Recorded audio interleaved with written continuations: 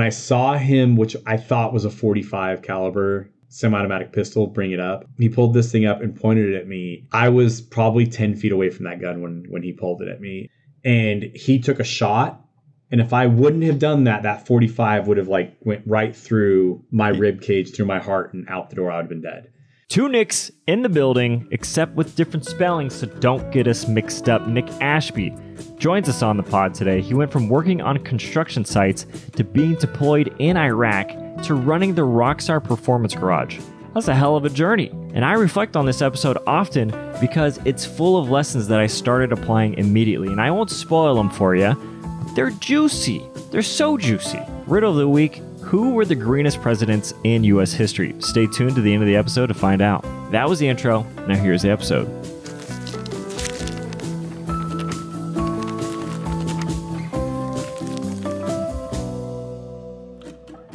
Hello and welcome. This is the Nickolas Natali Show. I'm your host, Nickolas Natali. Today we have a very special guest, Nic Ashby. Nick, welcome to the show. Great name. Thank you. I know. I was like, man, he has an amazing name. Spells it kind of weird, but he has an amazing name. I think it's good because now we can actually, we know who's who, but we're not here to chop it up about names. We're going to get into some weeds here. Here's what I have on you. Here's the dirty deets I got. You grew up on a small ranch in a small town, and after 9/11 happened, you enlisted in the military soon after. And I have here that you once wrote that when you read and hear about war, it gives you a certain feeling, but when you live it, it changes you. So how would you describe 100%. Your deployment to Iraq? Man, you just went right out the gate. You know, it's crazy. I'm 42 now. And when I went into Iraq, I was in my 20s. Every young kid romanticizes with war, action, Call of Duty, the Roman Empire, all those things, right? But then when you actually experience it, and while I was there, I was a part of a couple hundred combat missions, and it was pretty crazy. I will say that Iraq was some of the best times of my life. And a lot of people are like, man, that's crazy. Why would you say that? And it's because every moment is capitalized, meaning every moment is like you get something out of it. You have a lot of value in what you're contributing to society, whatever's going on.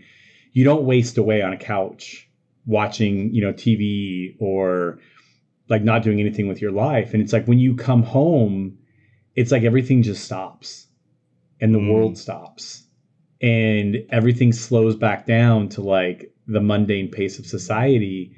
And I think there's few people that realize how to fix that or how to capitalize on that. And so I took a lot of that energy that I was feeling, a lot of that angst, and I kind of put it into my own company that I created called Leadership Designs. And so my outlook on war is that, it's one of the best sayings is the tree of patriot. How's it say? The tree of liberty needs to be watered by the blood of patriots and tyrants alike.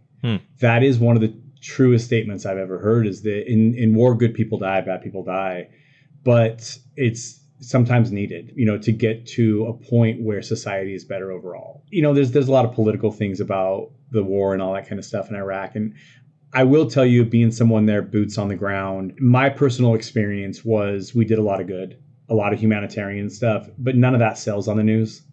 So my unit itself, we clothed a lot of villages. We had a lot of companies donate clothing and stuff like that we would, do that. I was a combat engineer, so we handled a lot of explosives. But at the same time, we were also part of the engineers that would help build things and do things like that. So You're building infrastructure. You're building things that like bring these countries out of a third world position more into the modern age. To me, what really is the time tell is what they do with it. Do they evolve or do they fall back into the dark ages once you leave? That's my biggest thing is because if they don't care what you did for them, then was it really worth it?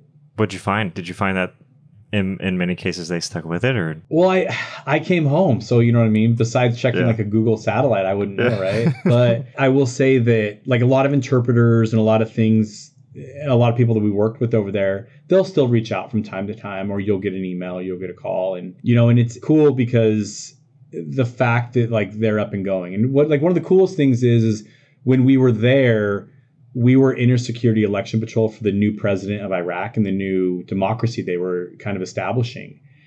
And so like I have an American flag that was flown the day of their, like we were protecting all of the polls that they were holding their first actual political election to Whoa. administer a president of Iraq. Yeah. And so we were there for that, which to me is like, you know, it probably wasn't that big of a thing that day, but 10, 20 years from then now, that's a pretty cool thing to look back on and think, you know what I mean? We were there for that.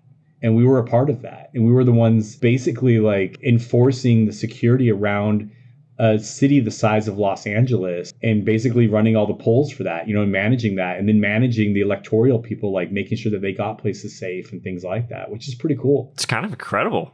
Yeah. What a wild experience. So when you went enlisted into the military, and we talked about this change that happens, and then when you're coming back out, how do you think you as Nick changed, and what qualities did you lose and what qualities did you gain? I think that I lost a lot of my youth. Does that make sense? Grow up fast kind of deal? It's not that I grew up fast. I think that when you're in your 20s and your teens, your 20s, and you're going into life, I think that you have the world itself is like this awesome, beautiful place that has kind of the wool pulled over it of all the dark, especially in the US, right? I think a lot of people, and people say this, like people in the US take it for granted, but you don't really know that until you go to a third world country with no protection. Mm-hmm. And then you realize what life, liberty, and everything is all about very quickly. And there's a lot of countries out there that have independence, have freedom, have all those things. But if you travel anywhere in the world and you fly into LAX or New York and you come into customs underneath that big American flag, when you go under that flag, you feel safe again. Oh, yeah. And it doesn't matter what you hear about police or whatever is going on in the country. There's a whole different feeling you feel when you leave the country and you're no longer under that flag. I feel like I grew up fast. I feel like a lot of us did. And it was something that like we'll never be able to go back to. You know what I mean? Like they say, like you can always go home, or you can always go back to your hometown, but you can never go home again type thing. It's one of those things. I can definitely see that. And I can definitely resonate with a similar experience of just leaving the country and being like in a scenario where it feels unsafe and being like, if something happens to me, I don't know this country's laws. I don't know if I'm going to have to bribe someone or if I'm going to get shanked, whatever's going to happen.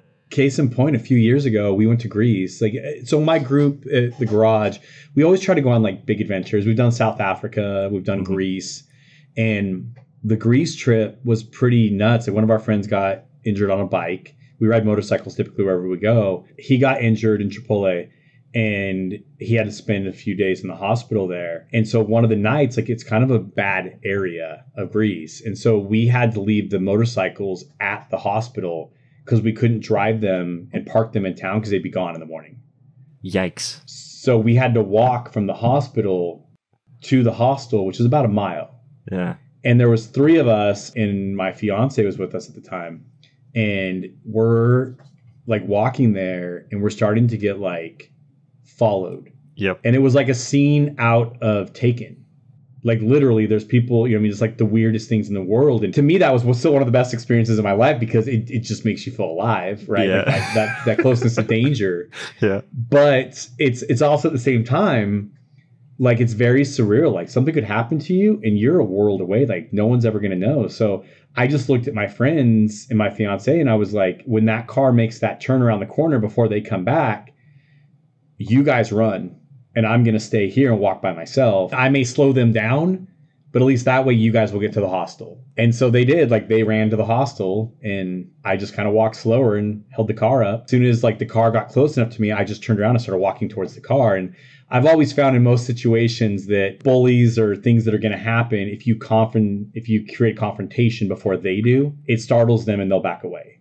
Interesting. So I just turned around and walked towards their car at 2 a.m. in the middle of Tripoli, Greece. And at that point, I was either going to go home or I wasn't, but it was going to be on my choice, not theirs. And so I walked towards their car and they threw it in reverse and just backed up like this crazy ass Americans like walking towards us right now. Yeah. They just turned around and left. And I got to the hostel and everybody's like, oh my God. And I was like, you know what I mean? Knew how to play the game. What are we doing for dinner? Yeah. All strategic. That's wild. I haven't thought about that, but the perspective of like catching them off guard first makes sense. It was like, you know, putting things back into your own hands. Yeah, well, 9 times out of 10, they say that most attacks, you can thwart them if you become the confrontation and not them. right? And it's just a power dynamic with people. It's that if you pick up that phone call and call someone before they call you, then they're like, hey, wait, why is he calling me? So that's, that's how I handle my business. I'm typically the person making that call going, hey, what's up?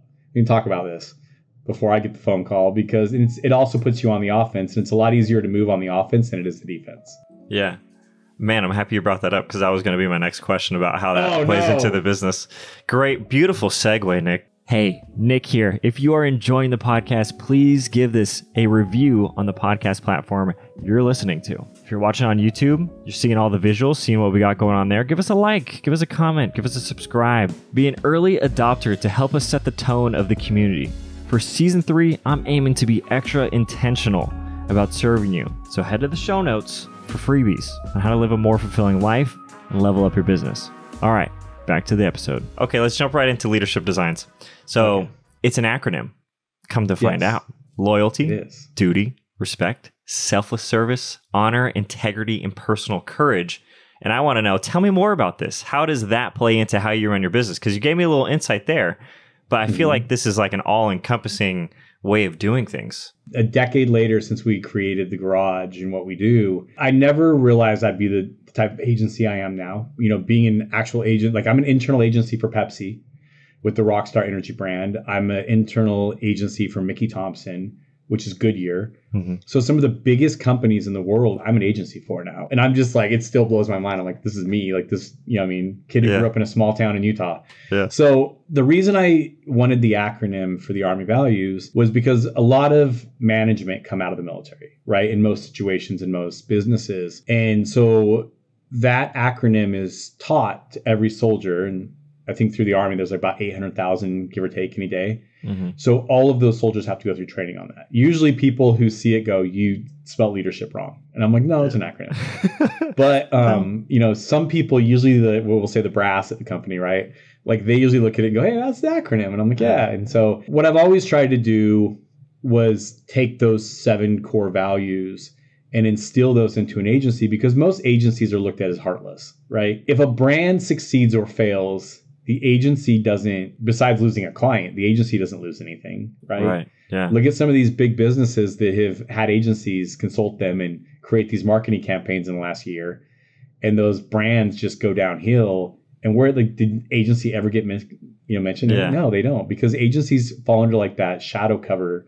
Yeah. Right. I wanted to create an agency that's like in the trenches with the brand. We care about the brand. So one of the first brands I ever signed was Rip Superchargers. And he said, you're like an agency with a soul. Wow. And I like that. What a great compliment. Yeah. Yeah. I like that. And I still have, he gave me my first $20 paycheck when I started my company, and it's still hanging on my wall, 12 years later. I love that.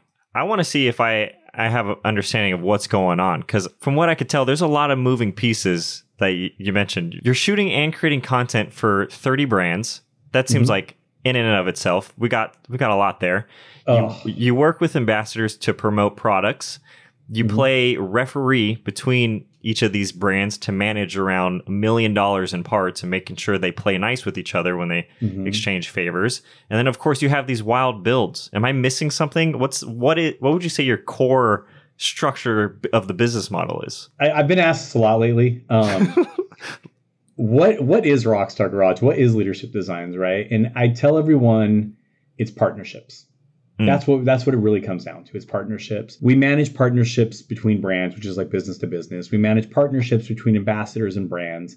We manage the content between content and brands. And so what it really comes down to is we're a hive. We're just this social media content relationship hive community. And we manage a lot of this because, man, a lot of these great managers in these positions for like marketing or executive leadership or whatever it is, like they're just inundated. They have a ton of stuff going on, right? At any given time.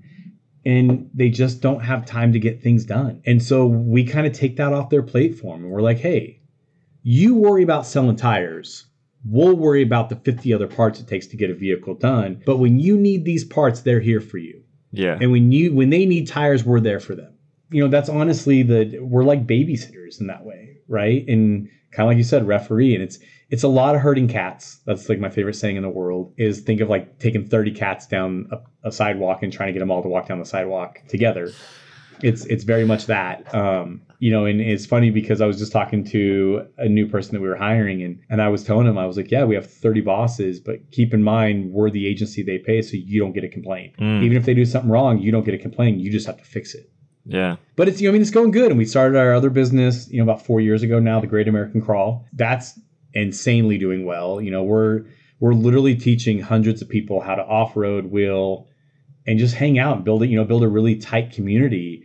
And I think we just passed like 10 or 11,000 followers, our group members, so to say, with the Great American Crawl. We're getting ready to put out our schedule for 2024, which is super cool as well. So it's like all of that's growing. Mickey Thompson's the title sponsor of that. And a lot of great brands like Yukon and Baja Designs and, great people like that are all a part of it and continue to be a part of it. And it's cool. You know what I mean? It's fun. And it's like, my fiance looks at me and she just goes, man, like the life you have built for yourself is like exactly what you want to do. And I'm like, that is America right there. Like if you want to do something, you can figure it out and you can build it, but it's not easy. You know what I mean? Yeah. And people are always like, man, I'd never want to do your job. And it's like, I love my job and I love, I don't feel like I work 12 to 15 hours a day, but I don't feel like it. I feel like I just hang out with friends 12 to 15 hours a day and get stuff done. Yeah.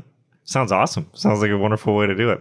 I feel like I jumped a little segment in the chapter here that I want to come back to. Okay. I feel like there was a fork in the road when you came back home and you had a full-time construction job, and then you were working on cars at the same time doing builds. And now I think we've painted the picture of like how grandiose this brand has turned into. I want to talk about those beginning days of, one, the decision to be like, I'm going all in, and two, was there a vision? You got the $20 paycheck on the wall there. How could you predict something like this was going to come? What's crazy is I obviously didn't. I was working at a company called Douglas E. Barnhart that turned into a company called Balfour Beatty, and I was managing about $20 million a year and working about 120 employees. Dang. And what's crazy is people just look at me as a car builder like they don't know that I was doing all that. And keep in mind, I've never had a college education. Everything I've ever done has been like the ground up, just school of hard knocks, just working away till I get what I want. And some of that formal training I've never had. So I'm a little abrasive sometimes. Mm-hmm. But I feel like my abrasive is all good because I'm always typically positive. Positively abrasive. There you go. Exactly. Positively abrasive. I like that. One day I came back from a SEMA and I was on the phone with them and they said, hey man, we got to make a choice with you. Like you need the time off to do SEMA and chase your dreams of cars and all that stuff. But we're also closing down part of this construction company because they got bought out by a company called Balfour Beatty. There was a merger happening and they said, we're going to shut down some of these self-performing crews. You're not going to have the flexibility you used to have. We're going to need you in an office, or we're just going to have to let you go. Mm. And it was funny because, again, I've always tried to be the person who makes that phone call before you get the phone call. And so I was like, man, I think I'm ready to go. And they were like, well, what are you going to do with all your crews? And I'm like, what crews? And they were like, well, all your framing crews. I'm like, I don't have any framing crews. Mm-hmm. And I had seen this happening for about 90 days before it happened. So I started training, or about 120. So by the 90-day mark of when I heard about 30 days left before I started getting into SEMA, I had moved a majority of the managers and the people that I knew were good fits. Yeah. There were some people we lost, but the majority of my team of, those 100 people, I moved into management positions for safety training. Because the first thing that a big company needs, like a Balfour Beatty, is safety officers. Mm. I was Fed OSHA and Cal OSHA, both trained and certified to teach and to train new trainers. So there's a lot of training I went through at a younger age. And so I built this entire safety net with my whole team. So the day that the axe fell on our entire division, they just walked right over to safety and we're all hired. Wow. And I just said, man, it's been a good ride. I'll see you guys later. And I just walked out the door and I started my company. And it was probably one of the most Jerry Maguire moments for me. If that makes sense, where I just had my plan, it all worked out. And I got phone calls, for about 4 or 5 years after that asking, hey, we're looking for new superintendents. Do you want to come back? And I was like, man, I'm having fun over here. I'm just having fun. And I miss building, because that's what got me out of that small town, if that makes sense. Like, and so I will always have a love with construction and building and using my hands. But I can definitely tell you, like, a lot of that is carried over. It's funny because in my civilian job, I was a builder, but in my military job, I was a demolitions guy. Yeah. So I kind of got, like, the best of both worlds. What's crazy though is at the time I was married, and I looked at my ex, who's now, and I said, hey man, like, I think I'm going to do this. I think I'm going to make this move. And she was like, yeah, like, I think you should do it. And come to find out, like, I appreciate her saying that now, but at the time she told me 2 weeks after I quit that she was pregnant. Whoa. And so we had no health care. We had no nothing. And she's pregnant, and I'm starting a business.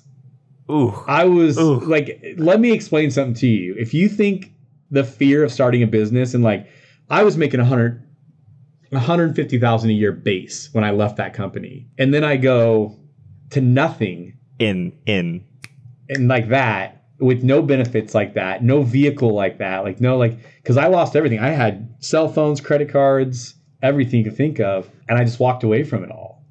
And 2 weeks later, I found out, like, I had a son on the way. And I was like, oh my, like, this is not going to be fun. So while starting my company, I had to go work a side job to pay things. So I was actually, when I first started my company, I was actually working construction on the side for a friend. And I was literally working 10 hours a day there to make a paycheck, then coming and working like 4 or 5 hours a day in the weekends, doing everything I wanted to do at my company, until I was to a point making enough money with my company that I could quit that other position. My goodness. And not a lot of people know that, like, that portion of the story, but there was a lot of times where I was like, man, I'm just going to quit. Like, I can't do this anymore. What pushed you through it? Why keep going? I don't think it was like pride or something like that, as much as it was, I wanted to build something that, one, nobody could take away from me. But two, now I had a son. And one day I wanted him to be like, that's my dad. Like, he did that. So the scariest thing also became the biggest driving factor. That's good. I think you spun it into a positive. 0 healthcare, 1 kid. You had more kid than healthcare. That's impressive. Correct. And you know what I mean? It's like, what do you do at that point? So it was a lot. It was a lot because I had a house payment. And if you remember, it was like right during the collapse of, like, the economy and everything when I started my company. It was in 2008, 2009. No way. Yeah. Jeez, so my house, because I was one of those people that went and bought a house, right? And, like, didn't understand what the adjustable rate thing was. I think a lot of people got duped. But I never gave up on my house. And that was one of the things. Like, a lot of people in California just walked away from their houses. Yeah. I didn't.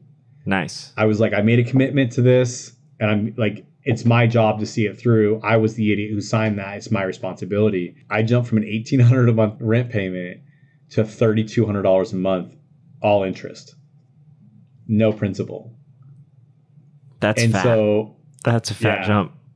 So did that, and I started, like, trying to work on the HAMP loans and all that stuff, like trying to get, my house modified, and showing them, like, I don't have a job, I'm self-employed. Yeah, I have a son on the way. Like, I'm literally I think I deserve this. And they said, oh, you have to miss some payments. You've made all your payments. And I was like, well, I don't want to miss any payments. They're like, well, as long as you don't miss your payments, then you got to pay your bills. So I had to miss 3 payments. And then once I missed those 3 payments, my credit went to hell.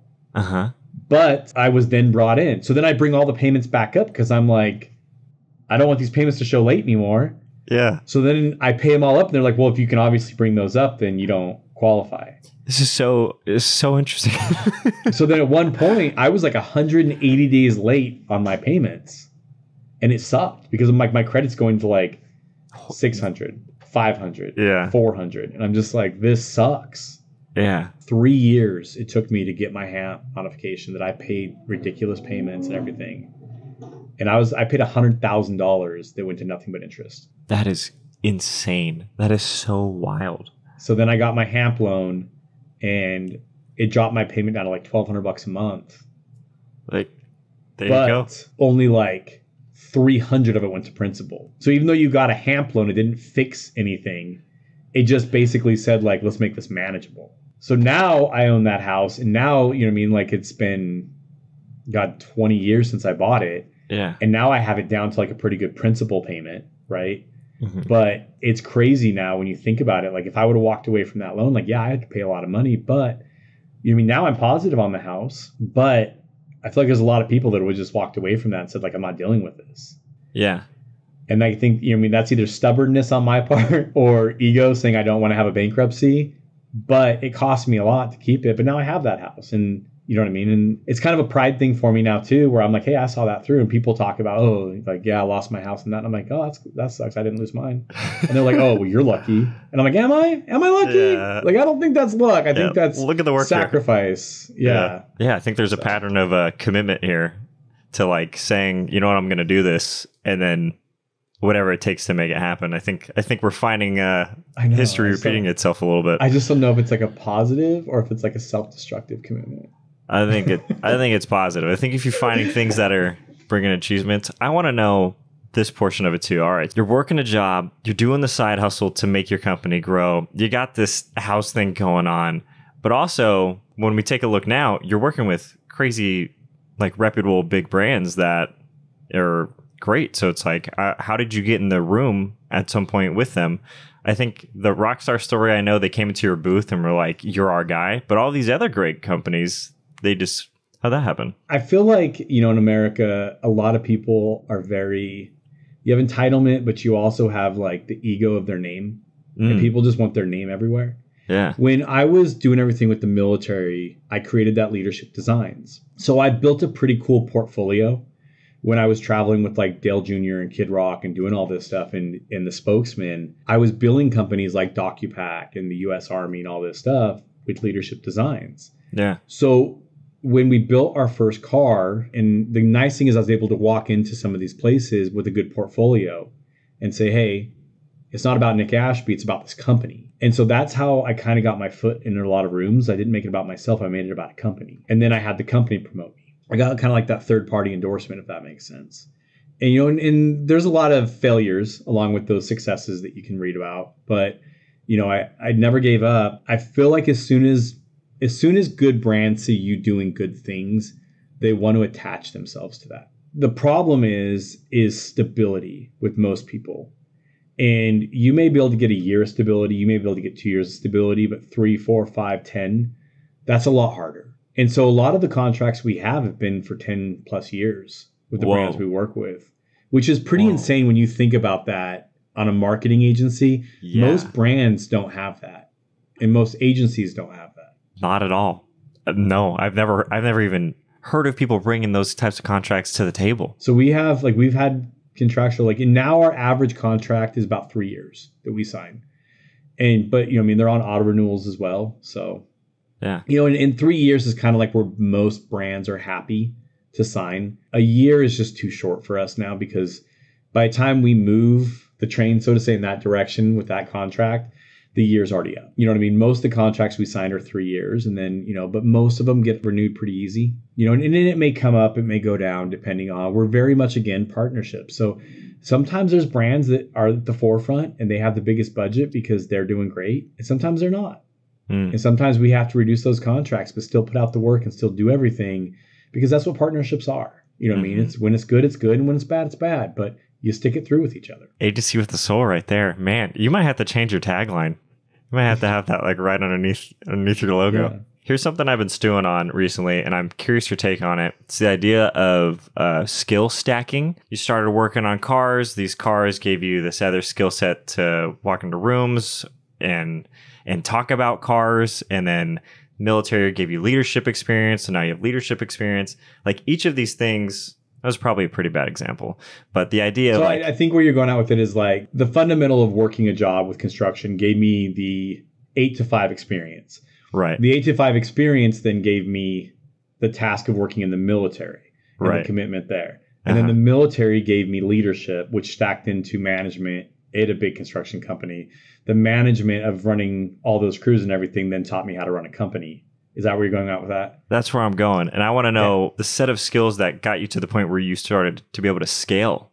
Because I feel like that's like, it's one thing to run a team, but it's another thing to like learn how to scale it up. I think that scale will come with success. I don't think that you're ever going to be in a position, no one will be in a position to go, I'm going to scale up. Yeah. Right? Like you've got to be successful. Without success, you can't scale up. you can't have success without that survival mentality of like, no matter what, you're going to survive. Doesn't matter if it's 16 hours a day, 20 hours a day, you're going to survive. You've got to get this stuff done. Where I would say that really forged, and I think that 90% of your life forges before you're 12, 13 years old. Myself, that's what I think. And the reason I think that is because you're either a kid that's going to be coddled and be coddled your entire life, or you're going to be a kid that is pushed out of the nest at a young enough age that you're going to be flying when everyone else is learning how to get out of the nest. Those people typically become the people that run the world. And it's how young can you push them out of that nest? And that's where genealogy and some of these things play into it. But everyone is different. And if you look at my son, I don't think that he has the aggressive nature that I do, but I think he has a lot of things I don't have. And I'm starting to see him come out of his shell at 11, right? Where he's starting to get more involved and more into things and what he wants to do. And I love that for him. But you know what I mean? At like 10 or 11 years old, like I was blazing a path. You know what I mean? Like I wasn't scared of anything. I had cuts, scrapes, stitches, anything you can think of. And I don't think a lot of people operate that way in the world of not what if, but in the world of not surviving life, but attacking. Attacking is a good way of putting it. Exploring. You know what I mean? Of just like, you know, I may get shocked in this, but once that shock is over, what else is going to happen? Well, then I'll get through the shock. You know what I mean? Yeah. Because I want to see the spark. Right. Yeah. And so it's like, I was that kid where I wasn't scared. I'd jump off roofs. I would do whatever I did because I wanted the experience. And, you know, luckily I had a great dad who, one, kind of whipped my into shape, but two, taught me what an honest day's work is. And I think that that's the biggest problem. Speaking of, my son's calling me right now. Nice. But I think that, you know, that is the biggest asset my dad gave me, was teaching me how to work harder than the person next to you. Because you don't have to like outwork everyone by miles, just enough to make you ahead each day. And if you get ahead each day that much, then you're miles. I almost want to say like the instinct or the competitive mindset that is required, I'll say it, for greatness. Like when you think of great athletes like Kobe, a lot of times what we think about is his mindset around things and his perspective to do what other people weren't willing to do. And I do think there's a layer of that in the entrepreneurship and business world, and how you take that on does play a role. Do you also think about things? I mean, you must, if you're doing 10-year contracts. I was going to say in terms of like longevity, because I think there's a pairing there. I think there's a pair of like, I'm going to do whatever it takes, but I'm also willing to do it longer than they're willing to do it. Like I will grind this out until it makes sense. Do you have a bit of that in your strategy as well? I think that comes with partnerships and like the actual attitude of the brand as well. When you sign a deal with a brand or a partner or, you know, contract, whatever it is, you're going to have a brand sometimes that says this is a short-term deal, and you're going to have a brand that says this is a long-term partnership. And I think you need to put the energy into those accordingly. There's some brands that I've been with forever and I could see myself never moving away from. There's other brands that I've been with. I'm like, this is a short-term thing that we both have a hole that needs to get filled. But once that hole is filled, is there anything past that? Maybe, maybe not. But there's other brands that you put a lot more foresight into and what's going on, and you make a lot more sacrifices because, you know, you can see the longevity there and the partnership growing. Like, for instance, we have some big contracts, but we've been approached by competitors with bigger contracts. Ooh. And so I'll look at those contracts and, you know, like, you're always going to take a meeting, because if you're a marketing agency, don't take a meeting, you're an idiot. Yeah. We'll take a meeting and I'll look at that contract and I'll make the foresight of, and what I always ask myself is, are they signing me because they want to remove their competition, or are they signing me because they want to work with me? That's usually the first question I ask myself. The reason I ask myself that is because that comes down to the foresight of, well, if they're signing me because they want to remove their competition, then once their competition is removed, where is my home? What is my position? Yeah. Because if I leave and go to them and remove the competition that used to be my partner, well, I'm not going to have a home there again. Yeah, yeah. Right? Because I just helped burn that house down. Yeah. And yeah, it's like people always say it's business. Don't take it personal. But I would. If I was that brand, I would take it personal, right? 100%, like, yeah. if I have the keys to their house and their house catches on fire, well, guess what? You know what I mean? I would take that personal. So it's one of those things where I've passed on some pretty significant contracts where I'm like, I can get 10 years out of this brand, or I can get 1 year out of this brand. And yeah, that 1 year will be a crazy ride. And you're talking, you know what I mean, seven figures. But what can you do over here? And then if you can get that brand to this brand's level, well, now you have the loyalty of that brand. Yeah. And that to me is more valuable, because if you can take a brand that is smaller than a bigger brand and you can make them as big as that brand, well, that's you. Yeah. And I think that other brands will come to you for that. And that has been what I would say is, what's the word I'm looking for, of my company, the, thing of, doesn't matter what size you are, we bring you in and success is together. But once you are there, then people look at us as, man, like that's the driving force of that business and what they can do.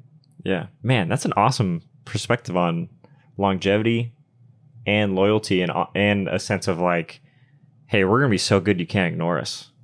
I think that's the other part too. Like, we're going to be excellent at what we do. And what's crazy is in the last year, we've had brands go, oh man, you just don't have the value to us you used to have. You don't have this, you don't have that, or I just can't find any value in you anymore. And I'm like, okay, all right. You're fine. Like, you're letting, like, you don't want to work with us. We're trying to make this work, but you don't want to. I totally respect that. Yeah. Sometimes brands need a break. I totally get that and respect that. However, since we're splitting up, so to say, you're allowing me to go date someone else. Yeah. Don't get mad at me if that turns into a great relationship. Yeah. And so, recently we did that, and God, it was like a month into it, I get a phone call from the ex. I was going to say, your ex came calling back.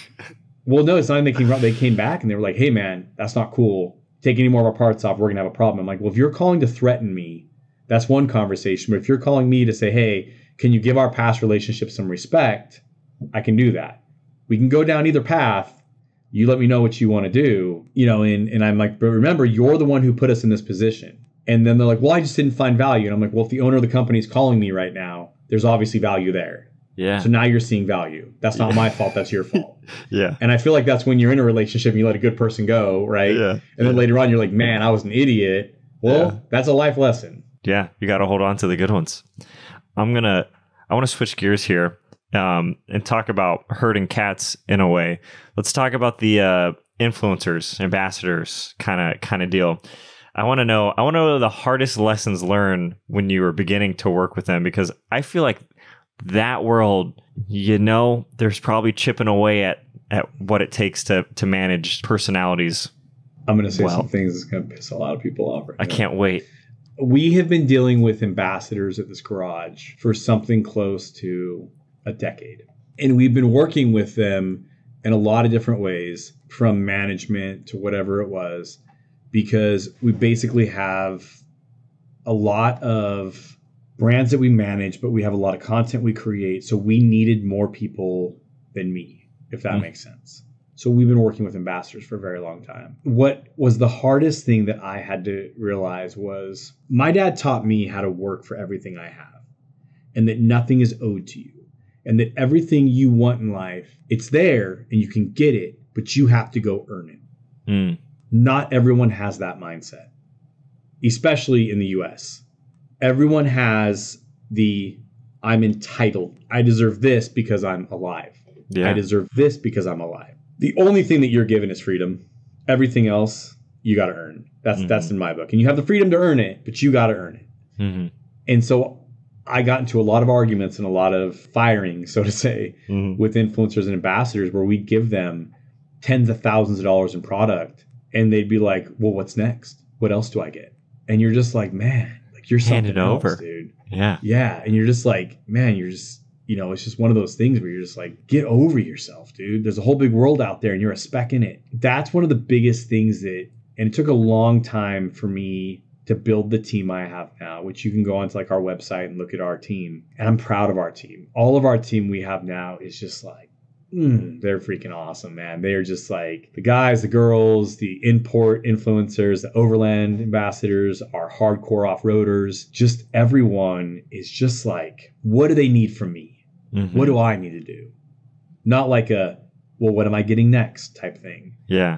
So if you're working with influencers or ambassadors, my best advice to anybody, this is going to piss a lot of people off. If you get entitlement feelings of like they're feeling like they're entitled to this, and I'm not saying deserving and entitled are two totally different things. If you have a really good influencer and they're like, hey, my rate is this and here's why it's this, and it's a reasonable thing, that's deserving.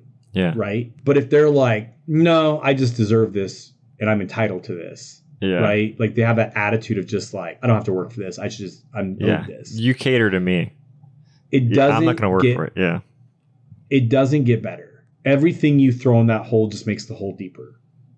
Every ounce of energy you give them just is more energy they absorb. And there are so many good influencers out there willing to work for things. I hate the world when it comes to trigger words and like these happy words that people use every couple of years. And it's like, oh, authentic. Authentic is a thing that everyone... No, authentic's been something that we've always cared about, but nobody's just ever made it a hype word, you know what I mean, or a target word until it became trendy. How about we just care about authenticity from day one, right? And then we don't have to worry about it being a trigger word. Yeah. So even like today, there's a lot of things that people overlook because it's not trigger words or, you know, trendy things to do. It's just one of those things that there's a lot of influencers and a lot of ambassadors out there that want to be partners and not influencers or ambassadors. And look for those because those are what's going to carry you through the good times and the bad times. You know what I mean? And that's where a lot of my team is. Like there's sometimes that my team will pay $3,000 for a set of tires. And there's another time that we'll give them to them for free, depending on where we're at. Yeah. Even though we say, hey, man, we don't have the budget for you right now. They never go, well, then I'll just go over to this company that's offering it to me for free. Yeah. Well, then go because I don't want you here. Because it's just going to be another thing down the road that we're going to have to deal with, or another thing that you're entitled to, or another pit I'm going to have to throw thousands of dollars in parts in just to keep you happy. And it's not worth it. Yeah. I mean, people do business with people. So if they think that they're not going to be able to have that same sense of loyalty and commitment and partnership like you're mentioning to this, it ain't going to work out.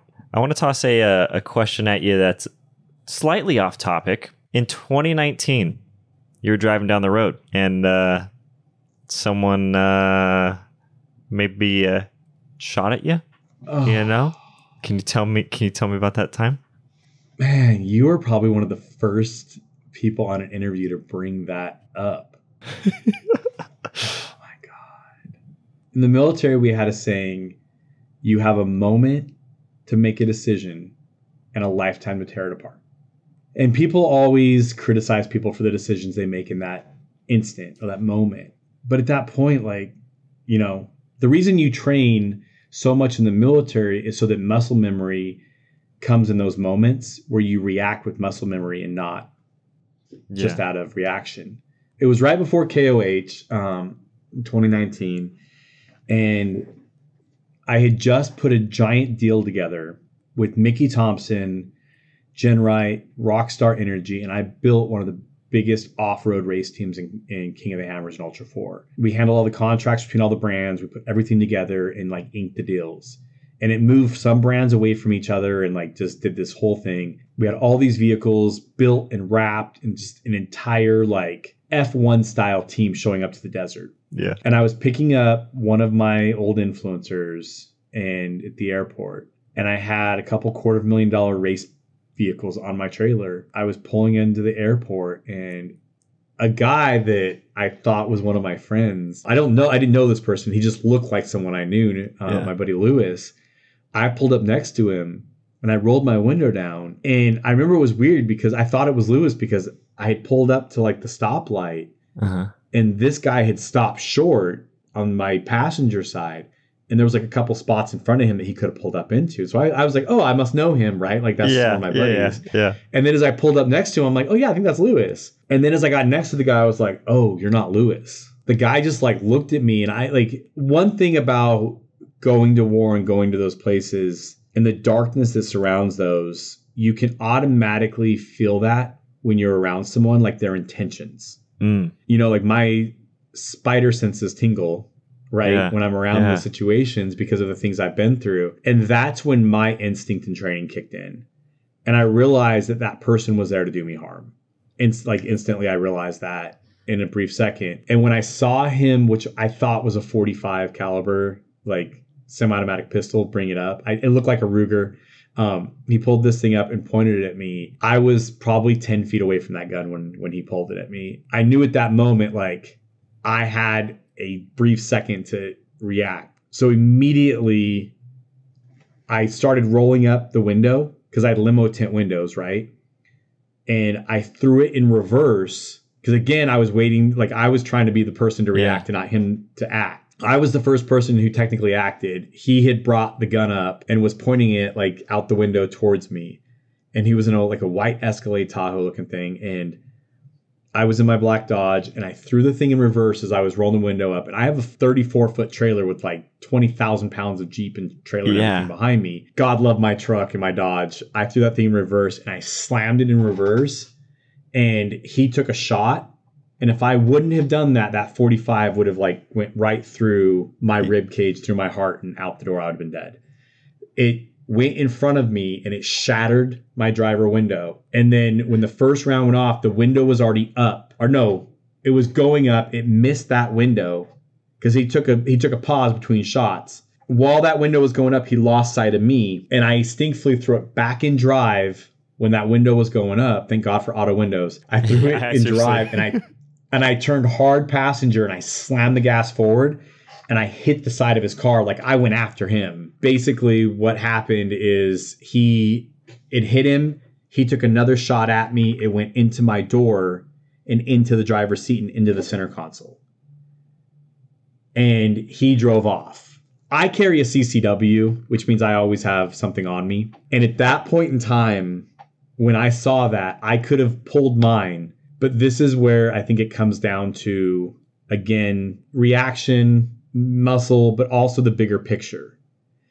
I realized at that point in time, if we got into a gun battle on Ontario Street in front of the Ontario airport, I was not going to make it back to King of the Hammers with all these race cars and all this stuff that I had just spent the last year building. So in that moment, I played victim and not just using my military training to end someone, which I'm so glad I made that decision, but that guy was a really crappy shot. And if, you know what I mean, like, I can tell you right now that I can usually at about 30 feet, I can, you know what I mean? I have some pictures I could show you of when I did my CCW training that I put all of my rounds within a quarter. Wow. Like, you know, a little red star, like I put all those in that. And even on a quick draw, I still did that. So taking that from that, like, I would have made the dude a sponge. But I chose to be the victim so that I could get all of our stuff, which ended up blowing us up, putting us on the map that year, and doing everything that really kicked off what I would say Rockstar Garage really is today. Because we've accelerated growth in the last 4 or 5 years, for sure. And I think that was a pivotal moment for us. And that was just a moment where I was like, I'm willing to take the L on this moment.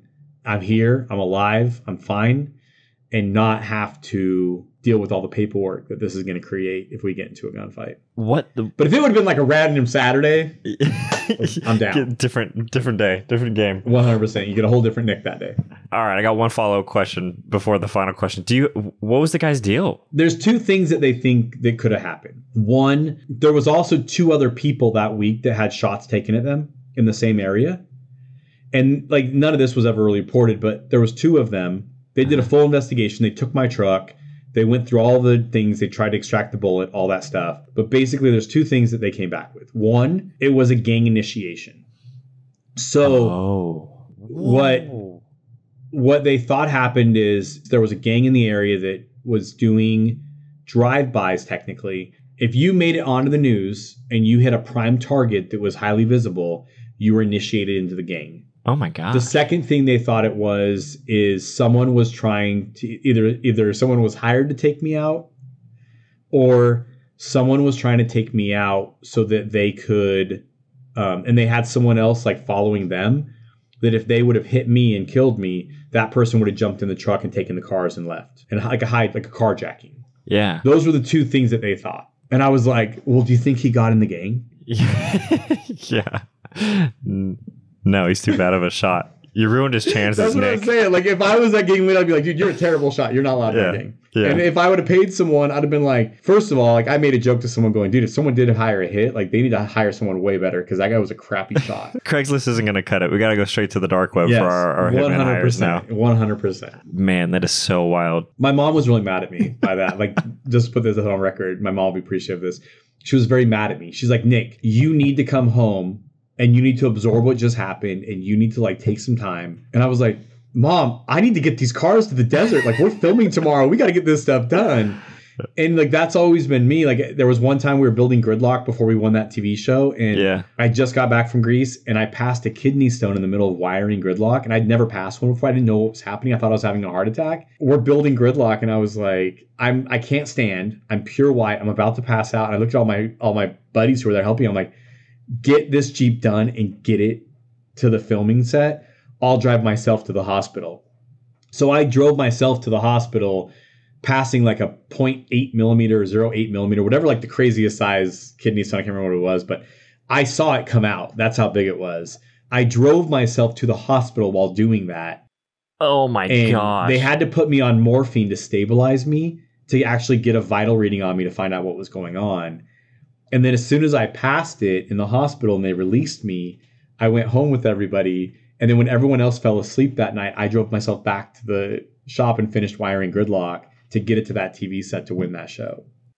Oh my gosh. That's so again, that commitment thing of self-destruction commitment, like it could be a thing. I get where you're coming from now. All right. I get I see it. Okay. I see it. You got it. But like our deals with Amazon and all those things wouldn't be here today. Like Jake Paul calling me because of Gridlock. Like John Travolta reached out the other day. Like, it's crazy. Yeah, it's just like, it's crazy. Like, we're getting these phone calls now. Like, Supercar Blondie reached out. Yeah. It's crazy, like, what is going on with us right now. I'm just like, did we get put in, like, this little hot bed of, like, social media or something? I think they must have heard these stories and were like, Nick's our guy. Nick's willing to get it done. He'll pass a kidney stone for us. These stories might scare people. Like, if they do scare you, just don't act like you didn't hear it. I don't know. I think the right people are attracted to those stories and be like, that's our guy. We got him. He's the one. This is the final question of the podcast, Nick. You made it. Man, so many great things to say about you. I really appreciate, let's throw the buzzword out there, the authenticity for sure. But your leadership style, how you care about people, you prioritize the relationships when you're doing business. And I can tell that you, not only you're taking care of your partners, but you're also investing in your team and making sure they're taken care of too. And I love the mindset. I really do. I think the whatever it takes mindset is so valuable. And I appreciate you coming on here and sharing your stories and all of your experiences and lessons learned. Thanks for having me. Absolutely. Final question of the podcast is, what does it mean to live a fulfilling life? Oh, man. This is like a Buddha question. I think it's about capitalizing on the moments that take your breath away in life and living those moments and letting those moments build up into your life and not letting those pass by. Often in life, we're too blinded by success or whatever it is. There's been times that I've passed on really cool projects and successes because I want to do something with my son.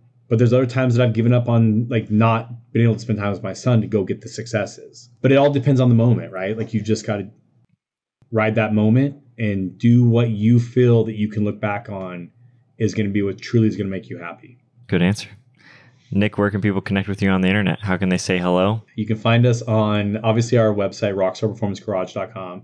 We are going to be pumping out a lot of new clothing and apparel and stuff in the next year.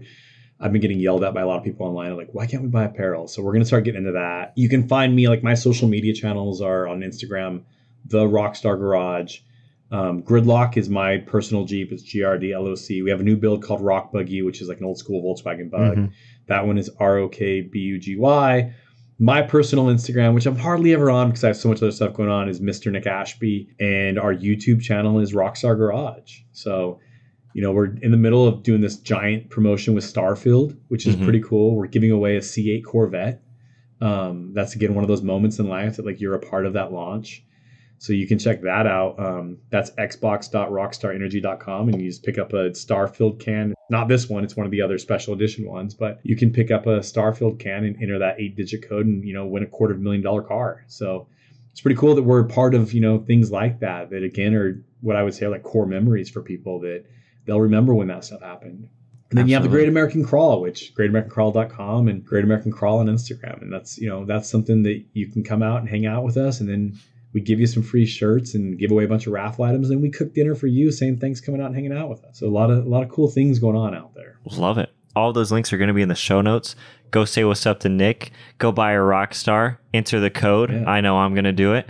Nick, thanks so much for being on the show. Yeah, definitely. Thanks for having me. Absolutely. Bye.